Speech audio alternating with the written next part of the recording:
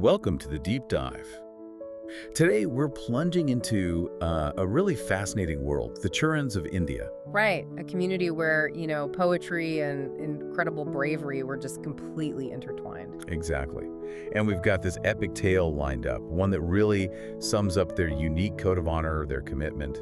We're drawing on some pretty amazing historical accounts. Yeah, the sources are fantastic. They really illuminate the Charans, these renowned bards, poets, chroniclers, but also, fierce protectors of their word. So this deep dive, we're going to try and unpack their historical weight, right? Yeah. This unique literary tradition they had, Charani literature. Charani literature, exactly, and how their words, their influence could literally sway kings.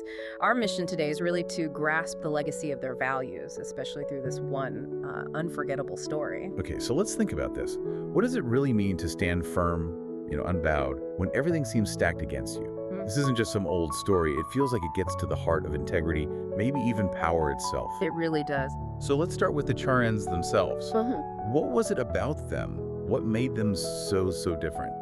Well, the sources really stress their resilience. There's this line, "Time has not been able to consume them," which is pretty powerful. Wow.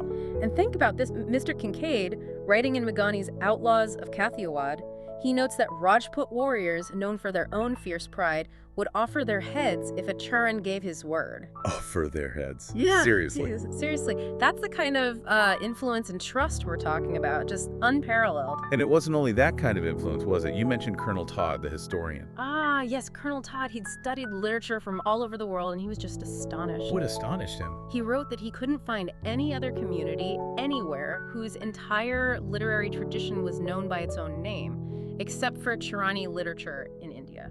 So the sheer volume, the cultural footprint must have been immense. Huge. And it goes deeper. What's really fascinating is a connection to, Mahatma Gandhi. Gandhi, how so? He actually wrote in his autobiography, he said he learned satyagraha, his philosophy of nonviolent resistance. Yeah. He learned it from the Charans. No way. That points to something much more profound than just like court poetry or fighting. Exactly, a deep ethical, philosophical core. Okay, there's also that saying, right? Right. A Rajput is brave, a Charan is 1.5 brave. What's behind that? Yeah. How were they more brave? It's a key distinction. See, a Rajput warrior, they'd fight and die bravely in battle. Standard warrior code, in a way. Right. But a Charan, they could fight right alongside them, sure.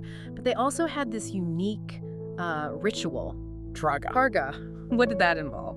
It was a form of ritual self-sacrifice in a moment of extreme principle, or if their word was questioned, or to enforce a promise, they would pierce their own throat with a dagger. Good heavens. It demonstrated this absolute unyielding commitment to their word, to their honor, above life itself. That's the 1.5 brave part. It's a different kind of courage. Okay, wow.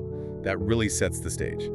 To make this concrete, let's dive into this specific story you mentioned.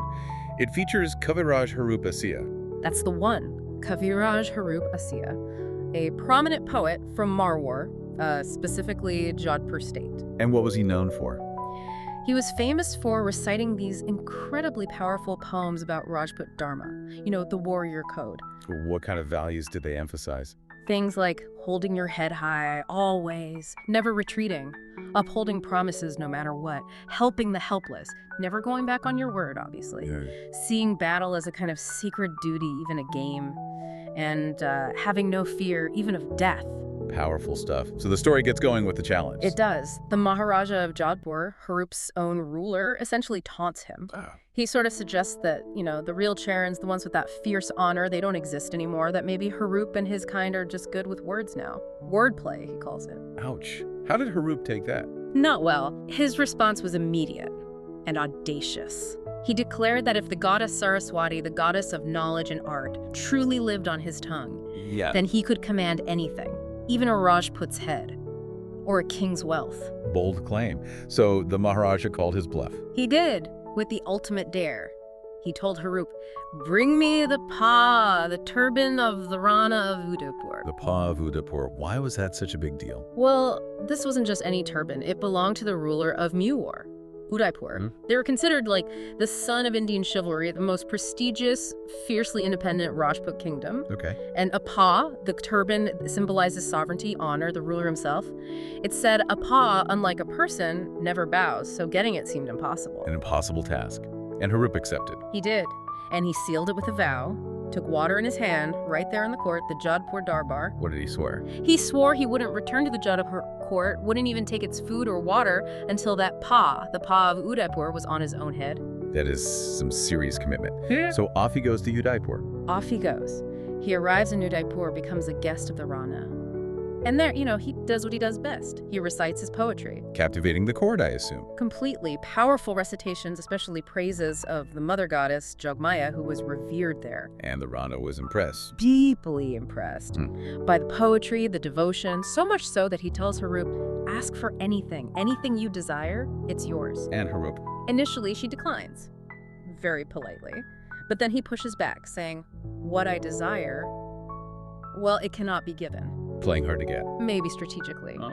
The Rana, being a proud Sisodia Rajput, a clan famous for their history of never backing down, especially against Delhi. Right, you mentioned their independence. Exactly. So the Rana insists. He vows, I'll fulfill your request, even if it costs me my life. You walked right into it, so Harup asks. He makes his move. He says, give me the Pagh from your head. Just like that. The ultimate symbol. Just like that. Now the Rana, he hesitates, but not because he won't give it. Oh, why then? He puts a condition on it, a crucial one. He says, okay, but you must promise me, with my Pagh, Udaipur's Pagh, on your head, you will never bow to the Delhi Badshah, the Mughal emperor. Ah, there's the history coming in. That fierce independence. Precisely. It was about upholding the centuries of sacrifice his ancestors made, resisting Mughal rule. It was deeply symbolic. And Harup's response, did he agree? Immediately. And without hesitation, he swears by the goddess Jogmaya, as long as this Pagh is on my head, I will never bow to the Delhi Badshah. But he made an exception. He did, he clarified. My only bow will be to my own Maharaja, the ruler of Jodhpur. Okay, so the condition was met. Condition met. The Rana, satisfied, takes off his Pagh and bestows it upon Harup, along with apparently a hefty gift of wealth. Wow, so this wasn't just about a turban changing hands. Not at all. It was this incredible transfer of trust, of honor between these major powers, all brokered by the word, the integrity of this one Charan poet. Amazing. So Harup heads back to Jodhpur with the prize. He returns, walks into the Jodhpur Darbar, Pagh held high, or rather, on his head. And what does he say to the Maharaja who challenged him? He walks straight up to him and basically says, well, I'm wearing Udaipur's Pagh now. And as you know, this Pagh doesn't bow, so I can't bow. Huh, the nerve. And then he demands half the Jodhpur throne to sit beside the Maharaja as an equal. Did he get it? The Maharaja, maybe through gritted teeth, but bound by the initial challenge, and Harup fulfilling his impossible task, he grants it. Harup sits beside him. Incredible turn of events. But the real test of that vow, the not bowing to Delhi, that was still to come, right? Exactly. The ultimate test arrives when the Jodhpur Maharaja and Harup alongside him are summoned to Delhi, to the court of the Mughal emperor, the Badshah. Okay, the moment of truth. So picture the scene. The Badshah is holding court, maybe a procession. The Jodhpur Maharaja, following protocol, bows 3 times in reverence. And Harup, wearing the Pagh. Stands stock still, completely unmoving, unbowed, while everyone else is showing deference. That must have caused a stir. Oh, definitely. The Badshah sees this. He's enraged. This open defiance. He demands an explanation. Who is this man who dares not bow? What does the Jodhpur Maharaja say? He's caught in the middle now. He quickly explains, Your Majesty, this is my poet, Harupasya, but the Pagh of Udaipur rests on his head. He cannot bow. He's invoking the Rana's condition. How did the Badshah react to that? Recognizing the symbolism, the long history, he remarks, sort of knowingly, Udaipur still doesn't bow. But Harup doesn't leave it there, does he? No, Harup, ever the courageous Charan, steps up and corrects the emperor himself. Corrects the emperor. What does he say? He says something like, No, Your Majesty, it is I, the Charan, who does not bow with Udaipur's Pagh on my head, let alone Udaipur itself. He makes it personal, about his own vow, his own honor tied to the Pagh. Wow, that's beyond bold. That's directly challenging the emperor's authority. Absolutely. And the Badshah's fury just ignites. This defiance is too much. Right then and there, he orders his army to march on Udaipur, to conquer it, to teach them all a lesson. So Harup's actions, his vow, directly led to war. Directly. He realizes the terrible danger he's brought upon the Rana who trusted him. What does he do? He offers this desperate prayer to the goddess Jogmaya. He asks for impossible speed for his horse, Kariya. He needs to outrun the Mughal army. How much of a head start did he need? He needed to get there 3 days ahead of them, a massive army versus one rider. He needs to warn the Rana. Does he make it? The story says the horse, Kariya, just flew like an Indra's Apsara, a celestial being, incredible speed. He makes it to Udaipur 3 days before the Badshah's army arrives. Just in time. Just in time to warn the Rana, basically saying death is coming. The Rana, far from being angry, is apparently deeply moved. He praises Harup for upholding the honor of the Sisodia lineage, even at this terrible cost. And the battle begins. The very next day, the two armies clash. The descriptions are pretty visceral. Clanging swords, chaos, headless bodies, limbs, total carnage. And Harup fights. He's a poet, but he fights. Oh, he fights like a demon. He acts as Udaipur's shield, personally defending the Rana.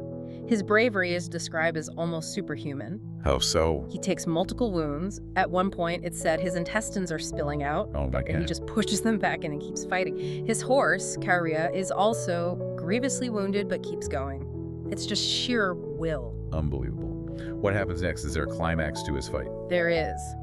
In this final desperate charge, Harup spots the Badshah himself, mounted on his war elephant, surrounded by guards. He's going for the emperor. He is. He actually wounds his own horse, Kariya, spurring it to make this impossible leap over the Badshah's bodyguards. He leaps over them. That's the story. But in doing so, he's exposed. He takes 12 spear thrusts from both sides simultaneously. 12. He must be falling. He's falling, mortally wounded. He's managed to knock the Badshah off his elephant in the process, causing chaos. But as he's falling, he has one last thought. What is it? He realizes if his body hits the ground at the Badshah's feet, with Udaipur's paw still on his head, his vow will be broken in death. The paw would have, in a way, bowed. Ah, the vow. Even in death. Even then.